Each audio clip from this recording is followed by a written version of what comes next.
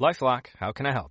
The IRS said I filed my return, But I haven't. 1 in 4 tax-paying Americans has paid the price of identity fraud. What do I do? My refund, though. I'm freaking out. Don't worry, I can fix this. LifeLock fixes identity theft guaranteed and gets your money back with up to $3 million in coverage. I'm so relieved. No problem. I'll be with you every step of the way. 1 in 4 was a fraud-paying American. Not anymore. Save up to 40% your first year. Visit LifeLock.com/podcast. Terms apply. This episode is brought to you by FX's Love Story, John F. Kennedy Jr. and Carolyn Bessette. Join host Evan Ross Katz on the official podcast for FX's new series, Love Story, John F. Kennedy Jr. and Carolyn Bessette, and go behind the scenes with cast and special guests, featuring Sarah Pigeon, Paul Anthony Kelly, Grace Gummer, and Naomi Watts. FX's Love Story, John F. Kennedy Jr. and Carolyn Bessette, wherever you listen to podcasts. What up, and welcome back to Interview Style. This is going to be a hard one for me. I'm hoping that you can list for us some imaginary sequels to some of your favorite movies. Like, what movie really needs a sequel, but you know it's never going to get one? Like, what movie would you be first in line to see the sequel, even if you knew it was going to bomb or was poorly made or whatever? I've talked about, I'm questioning it a little bit. But like the Jurassic Parks, I've seen all of them. The Terminators, I've seen all of them. The Aliens, technically, I've seen all of them. They get worse and worse as they go on. But the franchises that I love, I have to see the sequels. But that is different from movies that I love that never got sequels, that I would watch a crappy sequel even if it came around. Do you have any movies? Well, big box office smashes merit sequels. And I'm oddly excited to see the Devil Wears Prada 2. Like, I was never a huge fan of the first film. We should talk about that. Can I just say that is a great trailer? Yeah. I'm also looking forward to that movie. But you know what? When I saw it, I was like, oh, man, I need to think of a good movie sequel. And I found that, oh, that has a sequel. Oh, even like Sicario. Oh, that has a sequel. But when it's totally beloved, regardless of the quality of the sequel, they tend to fall away. It's like, oh, that was good. It's not quite the same thing. So we'll just keep that kind of on the down low. Like, it's easy to be like, oh, the sequels were crappy.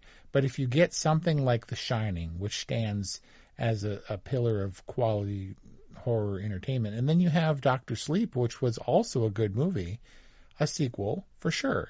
But it's just like, okay, you get to be not in the conversation, but you get to be standing just outside the circle of the conversation. We'll let you stay because you're a Shining movie, but it's not really the same thing. So many of the movies that I thought, that does have a sequel, and that's kind of a bummer. You know what sequel I'm fixated on right now? Did you see Titanic 2? No. Have we talked about this? Does it exist? I think so. I did not see Titanic 2, a sequel that exists. I believe I have the plot right, but I think the plot as a pitch is astounding because obviously you want to bank on the success of Titanic, and we won't even spoil that movie even though everybody and their brother has seen that movie. But Titanic 2, the premise, as I understand it, is, or at least should be, the White Star Line or whatever is resurrected, and they build a Titanic to scale, an exact replica of the original ship, which may or may not have happened in real life. And so they build a Titanic, a second one, and they call it Titanic 2. And then, obviously, a madman comes on board and is intent on recreating the sinking of the new Titanic based on his obsession with the old Titanic. Wow. Now, I get it that it's cheesy. That is a wonderful premise for a sequel. Get it? Titanic 2, because it's the second iteration of that ship. I thought that was awesome. Wouldn't see it, but I loved reading the synopsis. So this can't be Titanic Roman numeral 2, because that synopsis says that a tsunami hurls an iceberg into the new ship's path. So which Titanic 2 is this? It's not Titanic 2, the short from 2017. Could it be Titanic 2000? Maybe I made it up in my head. But I'm not looking to take credit for it. I was filled with joy, and I was like, if you're going to do it, because there's no way there can be a Titanic 2, like a direct sequel, that was a great idea. And maybe it was born of a dream. Maybe.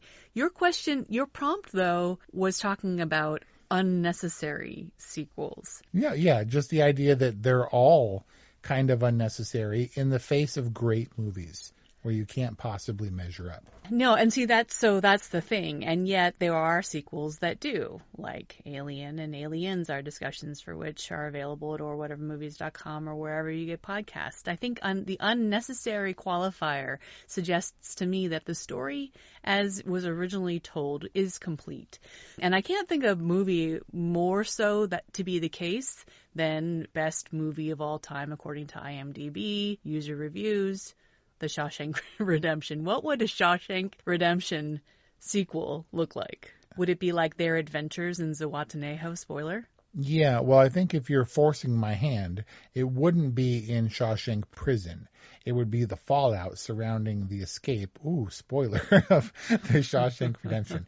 It would probably be Red and Andy in Zihuatanejo, maybe in a Three Amigos style, below the border, outsmarting the Federales or something, who are trying to... It would be a comedy adventure caper?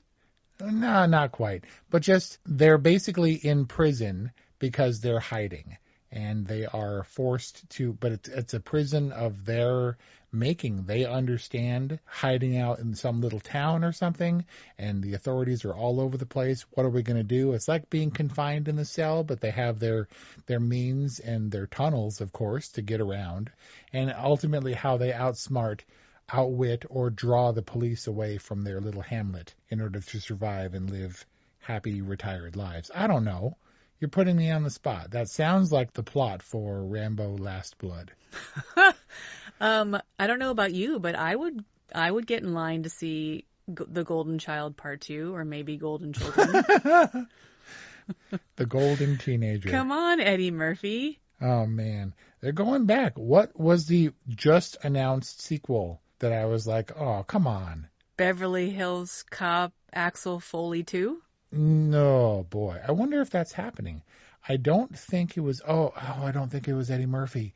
We'll pick it up in another, what is this called? Interview style, sometime down the road. Okay, thanks. Goodbye.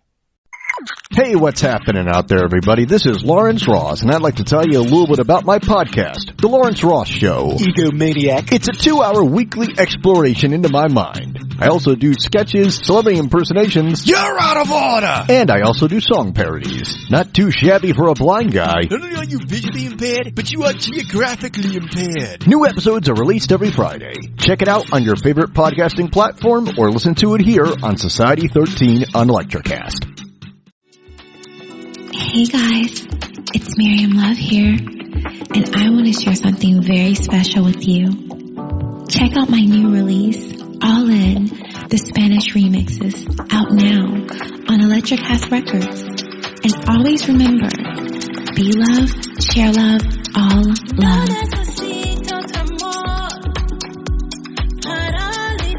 Available now wherever you listen to music.